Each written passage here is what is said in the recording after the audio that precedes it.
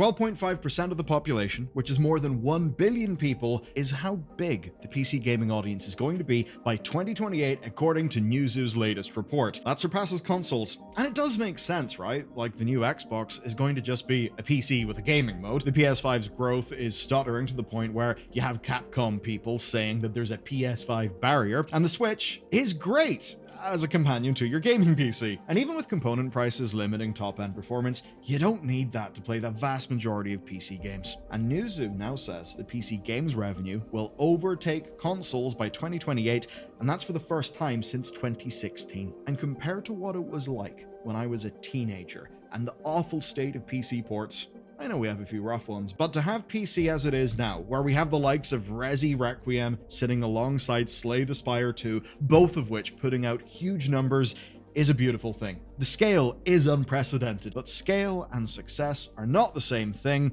The future is coming for PC, and the big question is, are we ready? Do you know who's got some answers about that? Valve. If you're going to talk about PC gaming, you gotta talk about Steam. Unfortunately, Valve's GDC talk gives us a yearly update on how the platform is doing and how devs are doing. Now, Steam thinks things are basically great, and their top-line numbers absolutely back that up. According to Steam's Tom Gerardino, as reported by Game Developer, 5,863 games earned more than $100,000 USD on Steam in 2025, and that's up from about 3,000 games in 2020, which is good. I mean, that's like double in 5 years. Brilliant. And there's a similar graph showing 2,395 are making over $500,000 or more, and that one had also doubled. So all that looks great for PC. And Valve believes they're doing a better job than ever helping devs succeed by just putting more games in front of you and me. And that's because user growth has actually kept pace with those numbers year on year. That's the thing. The growth rate of Steam is still really fast. And from the talk, Valve sure does believe they're catering to everyone. They've got a neat stat, which is a 125% increase in daily deal sales, which has benefited the 69%, why does it always have to be that number, of games that never had one. So that's good. More devs succeeding, more games succeeding, everything's happy, more players are playing across all scales. So that's the story Valve are telling with Steam.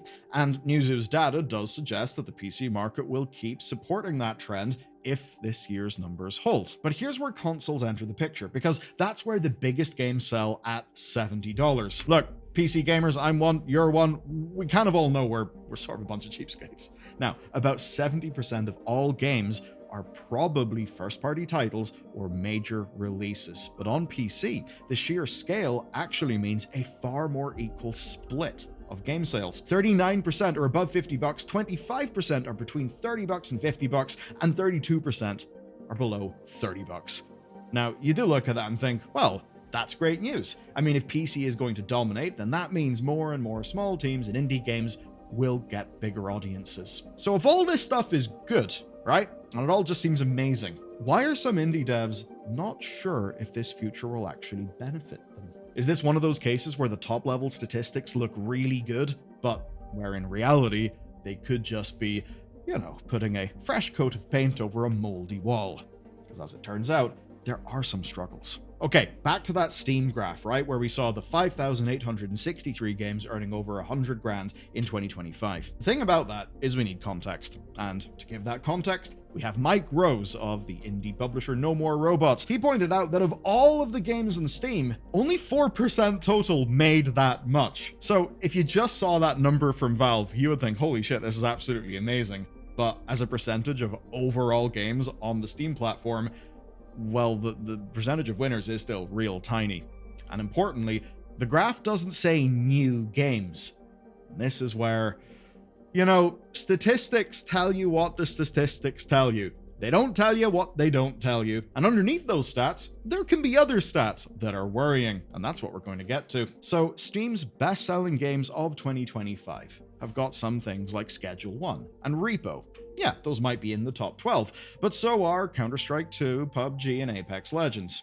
Yeah, I think they probably all made over $100,000 last year. And rather obviously, those games aren't new, but they are examples of games that succeeded according to Valve's chart. The chart that basically formed the thrust of their stuff's going really good argument. But how many of those 5,863 games were actually new? Well, this is where we go to Simon Carlos of Game Discover Co. He's fantastic, an amazing analyst, and he was working out how many new games actually stand a chance in a market that rewards, basically, the already successful, where most of us just keep on playing the same game. I'm sure there's someone who's been playing 2 Fort and TF2 for basically 20 years now. So, from that population of nearly 6,000 games making over 100 grand, only 1,700 new releases from 2025.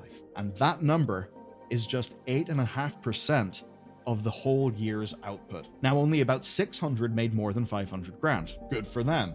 Technically, it's an improvement. But do you know what the growth numbers are year over year for those two main metrics? 1.5% and 0.5%. So what we're seeing is that as the market grows, the share of success does grow, and it does reach new games.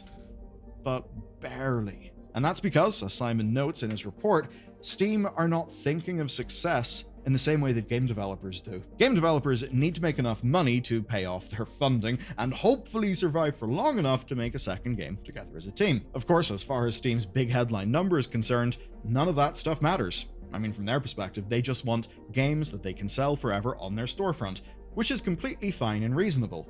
They don't need developers to keep making games. They don't need companies to be sustainable. I mean, it is generally good for Valve, but it's not something that they need. And that means that whenever we look solely at numbers that are great for Valve, well, we can miss a hell of a lot of stuff that actually impacts the industry.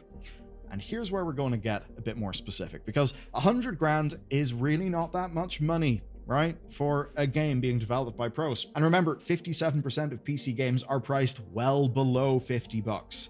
Now, those price points, a developer needs to sell a lot of copies to clear that 100 grand bar. Now, let's be very generous and assume they are telling us what they've paid out to developers after their 30% cut. I will say, if it's just Steam revenue, that's usually the pre-cut number. So let's assume Valve are just talking about the payout. We don't even need to acknowledge Valve's tiered rates because you need 10 million in revenue for that stuff to kick in. That's the only way you can get that 30% down to 25 and then eventually 20%. Now, that 100k has got to cover the cost of doing business, which will mean engine, license, taxes, assets, payroll, contractors, any PR stuff, any marketing stuff, and whatever's left, the dev will take home. Now, let's be generous here and say they take home 60% of that. It's fairly generous, honestly, but depending on whatever region you're in, that's maybe 1 year's living wage for a developer. 1 year's wage for what could have been years of work, because most games are not made in a single year. So a game that Valve calls a success on Steam, well, as long as a developer only worked on it for about a year and worked on it solo, then great.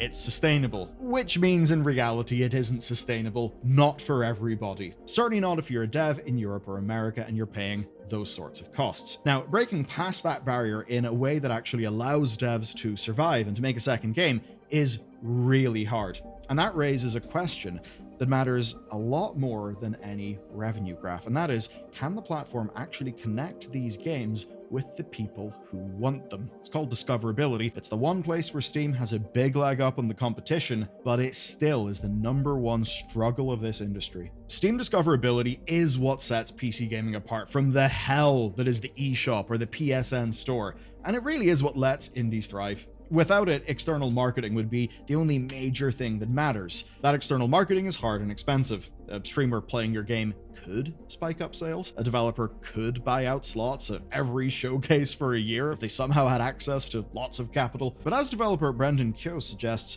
the rate of reviews on Steam for games is actually not increasing. What he points out is that effectively the same number of games have been getting 50+ reviews for the last 2 years. And that tells us something.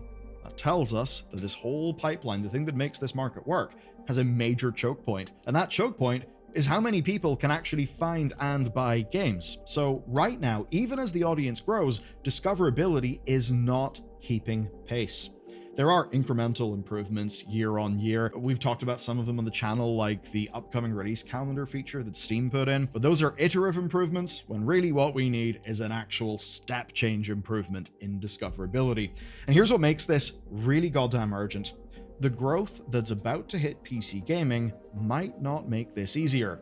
It might actually make this a hell of a lot harder. Remember how I mentioned Resident Evil Requiem and Slay the Spire 2 at the top of this video? Well, here's what their success actually looks like. What you're looking at here is a language breakdown for Steam reviews on both games. And you see, less than 50% English language reviews. These true breakout hits are succeeding because the gaming market is now global. And that's actually where the growth is coming from. It seems to less be coming from people in, say, Europe and America just putting in way more money. No, it's actually just expanding globally. Now that means that developers have got to make sure their games are localized, which costs money. They have to understand market demands that vary by region.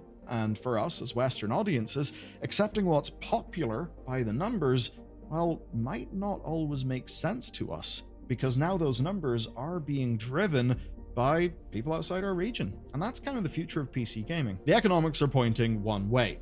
Playing new games on console is only getting more expensive, and the audience is global, valuing games at all scales and prices, which means that PC naturally has a good strength. But for a platform whose discoverability is already bottlenecked, an incoming wave of players that fragments things, even say by language, by region, etc., actually could make things harder. Marketing and discoverability are so strained right now that even if devs are making games you might care about, it's basically a crapshoot whether you'll even hear about them or whether that dev will even survive to make another. The amount of times on this channel we have covered games that look really cool but massively underperformed, even some fairly big ones, and we look at the comments and we see, what the hell, I had no idea that game exists.